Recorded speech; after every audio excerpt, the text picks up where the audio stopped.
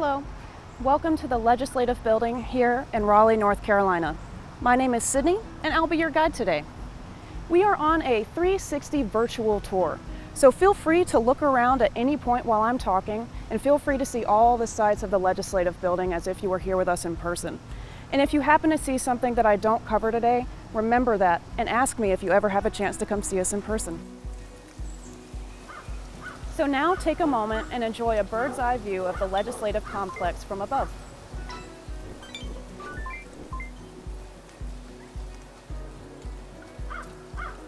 From 1840 to 1962, the legislators actually worked in the state capitol building 1 block south. And in 1963, Edward Durrell Stone, an architect who designed famous buildings in New York City and Washington, D.C., designed this building, the very first of its kind in the United States for lawmakers just to work in. The very first thing that one notices at the Legislative Building is our state seal, actually created by the General Assembly back in colonial times. You see 2 women, Liberty and Plenty, who symbolize our freedom and opportunity as North Carolinians. Our state motto at the very bottom, Esse Quam Videri, which means to be rather than to seem in Latin. And at the very top, you see the date May 20th, 1775, which was the day that the Mecklenburg Declaration of Independence was signed, in modern-day Charlotte, to recognize our independence as North Carolinians from the British Empire. Now follow me inside and we'll go through security.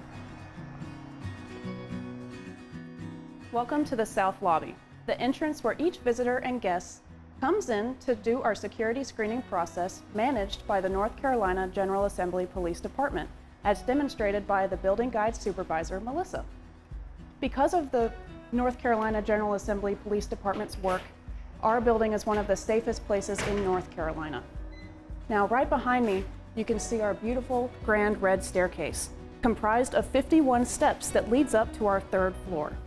Ordinarily, we only let very special people like the governor walk on the red carpet to keep it clean and fresh for everyone that wishes to see it. Today, we're going to walk up the side rail and go up to see what the 3rd floor has to offer.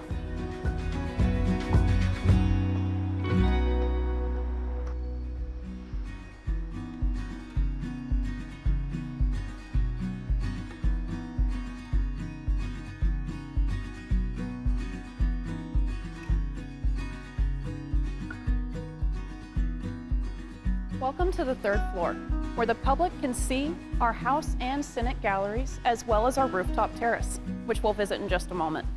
Right behind me, you can see our beautiful skylight, as well as our 12-foot chandelier, which weighs about the same as a grand piano, 750 pounds.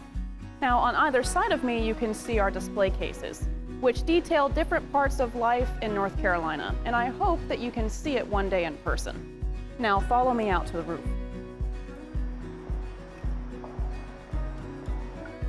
So now we are on the roof of the Legislative Building, where you can get a bird's eye view of the whole legislative complex and all the scenes around us, including the State Capitol Building to our south, which is where the governor works now, and the Bicentennial Mall. On either side of the mall, you can see the museums of history and science.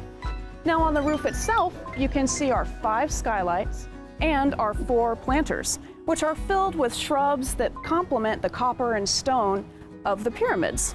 Now the planters themselves act as skylights that offer us that work in the building natural light, which make it a very pretty place to work.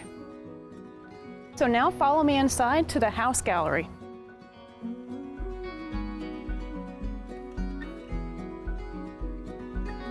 Welcome to the Visitor Gallery of the House of Representatives, where we can see our lawmakers at work. Here is where they debate ideas that may eventually become North Carolina laws. Anyone can bring an idea to their legislator to become a law, including once upon a time when a 4th grader from Wilson, North Carolina, realized that we didn't have a state vegetable. And because she grew up on a sweet potato farm, she wanted our state vegetable to be a sweet potato. So she contacted her representative in the House and said, we should have a state vegetable, and he agreed. So he drafted a bill. Each person in the House of Representatives and the Senate debated on if that bill would become a good law, and they thought it would. So they sent the bill to the governor to sign, and then it became a law. Now we can go downstairs to see just how that process works. Now we are on the floor of the House chamber. Feel free to take a look around or above to see one of those pyramids that we saw on the roof earlier. Right behind me is the desk of the Speaker of the House, who is the presiding officer over this chamber anytime it's in session, and one of its 120 members. On either side of his desk, you can see the tapestries given to us by England in 1963 when this building was built. Around its borders, we see two state symbols. One is the cardinal, and the other is the dogwood flower. You can also see the Great Seal of North Carolina right behind his desk.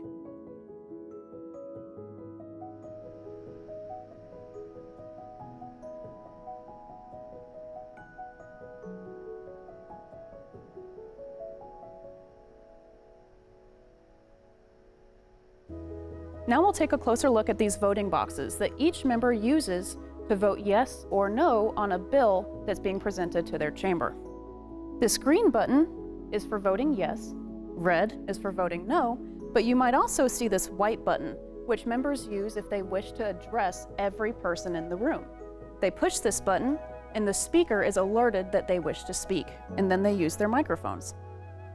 Now follow me, and we'll go to the Senate gallery. So now we are in the Senate Visiting Gallery, which is obviously very similar to that in the House, but in here we do things a little bit differently. Like, instead of a Speaker of the House, we have a Lieutenant Governor who also serves as the President of the Senate. And instead of 120 members, we have 50 senators who serve the 50 voting districts of North Carolina. Now we'll go downstairs and take an even closer look. So now we are on the floor of the Senate chamber. Look around you. You may notice that we're under another pyramid that we saw on the roof, and right behind me you can see the Great Seal of North Carolina, just like in the House. But everything else about the room is pretty much different.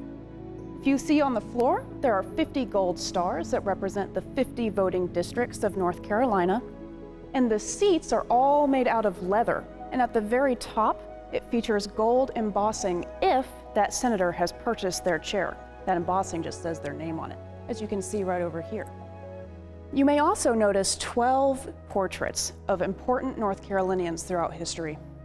My two favorites are that of Senator Abraham Galloway, elected in 1867 after escaping slavery, and that of Senator McKee, who was elected in 1930 and the first woman to serve in the Senate and served 3 terms. Now, you may have noticed these huge brass doors at the entrance of both chambers. They each weigh 1,500 pounds. That's about the same size of a full-grown elephant. Now we'll go to the other side and see the room in between the two chambers.